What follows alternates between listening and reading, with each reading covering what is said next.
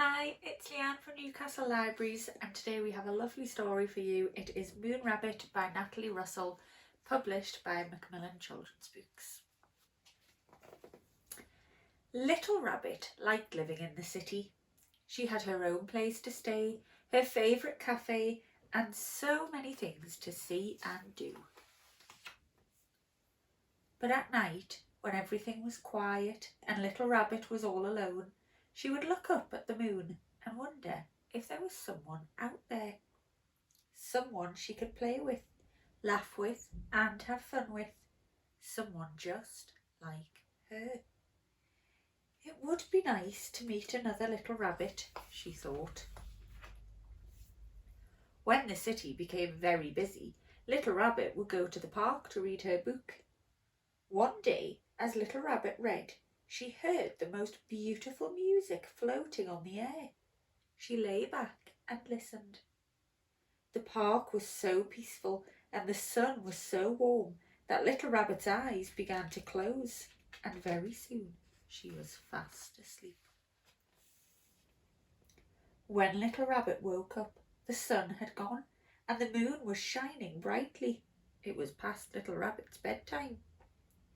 But in the distance she could still hear music, and it was the kind of music she liked. So Little Rabbit picked up her book and followed the sound through the trees, and there she saw a rabbit, a brown rabbit who was playing a guitar, making music that made Little Rabbit want to dance. So she stayed for a while. As Brown Rabbit played, Little Rabbit danced. Then Little Rabbit told tales of the city and Brown Rabbit listened. Together they watched the changing moon until the birds sang to the morning sun. And for a while Little Rabbit forgot about her life back in the city. The two rabbits had picnics in the sunshine and games of hide and seek. They made each other laugh, and Little Rabbit was happy to have found a new friend. But then, one dark night, Little Rabbit saw the city lights glowing in the distance and suddenly felt sad. "The city is so beautiful," she sighed. Brown Rabbit was quiet. How could anything be as beautiful as the moonlit park, he thought. Brown Rabbit didn't like to see his new friend feeling sad, so he played his guitar and danced around Little Rabbit. He even stood on his head, anything to make her laugh or to see her smile.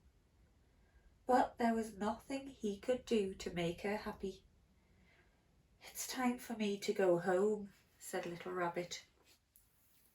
So early the next morning, Little Rabbit returned to the city.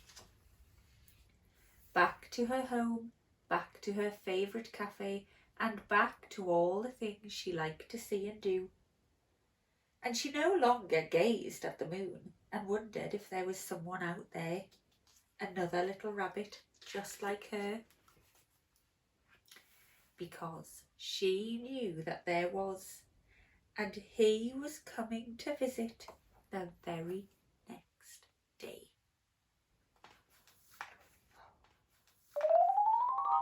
Well, I think those two rabbits are going to be the best of friends now. I hope you like that. I'll see you very soon, and until then, take care, stay safe.